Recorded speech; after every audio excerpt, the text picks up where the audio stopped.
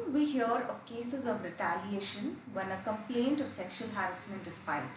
Retaliation occurs when a person is treated unfairly or unfavorably for reporting a complaint of sexual harassment, participating in an investigation as a witness, or speaking out against an instance of sexual harassment.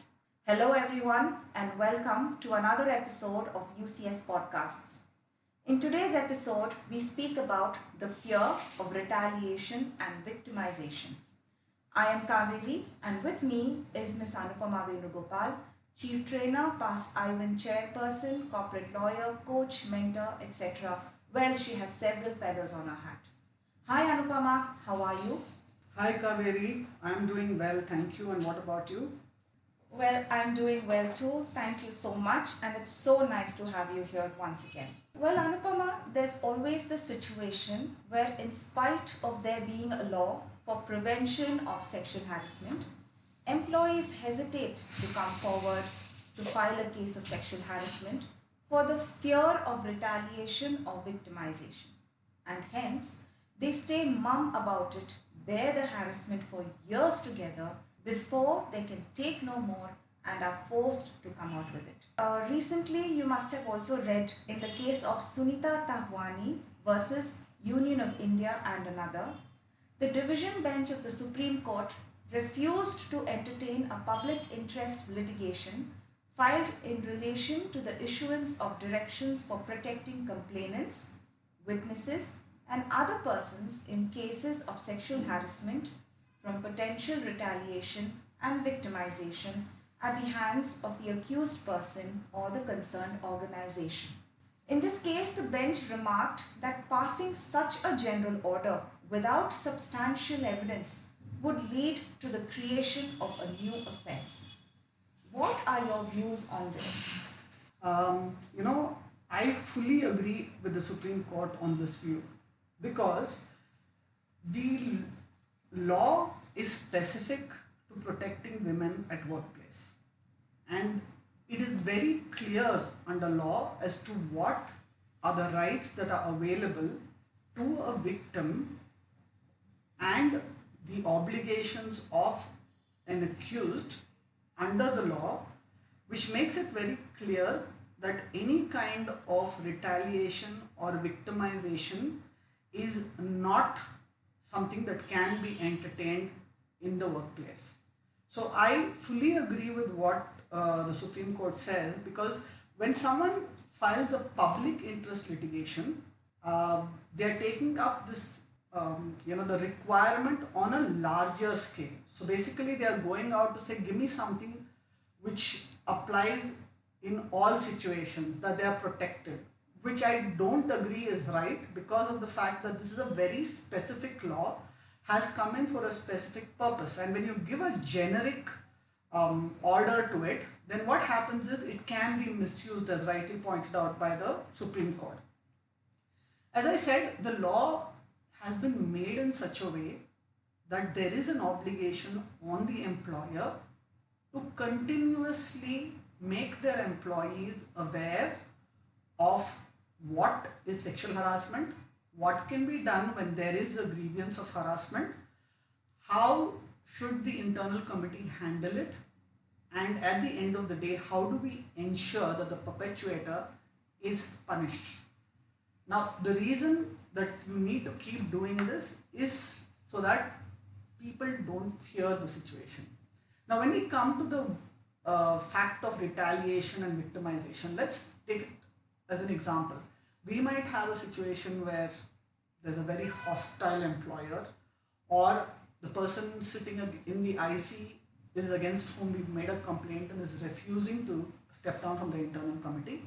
In those cases, which is also something that has to be addressed in the awareness sessions, women need to be made aware of the fact that they can always approach the National Commission for Women, or even ensure that they without even disclosing their identity, give their complaint to the she-box. What happens in such a situation is, you've already made the victim has already made a complaint to the internal committee.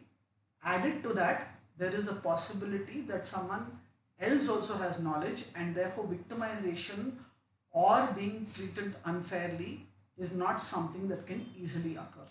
So, in your view, what are the steps which an organization can take to help employees to overcome the fear of retaliation or victimization?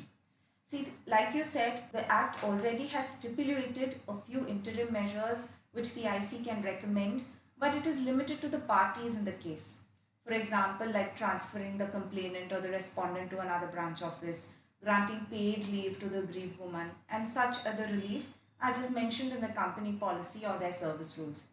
However, for witnesses or a person who complains or raises their voice against sexual harassment, or even for that matter for a whistleblower, the law has made no such provision.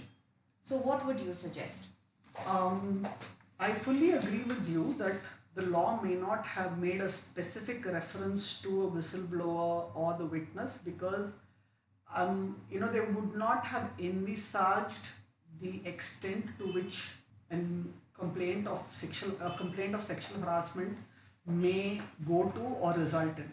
So the way I see it is a continued situation in an organization where they conduct awareness programs, conduct orientation sessions for their internal committee. There is an atmosphere created where the organization makes its stand very clear that they do not entertain sexual harassment, that they encourage people, maybe the bystander or anyone who is a witness in a case, to actually come forward and handle this matter.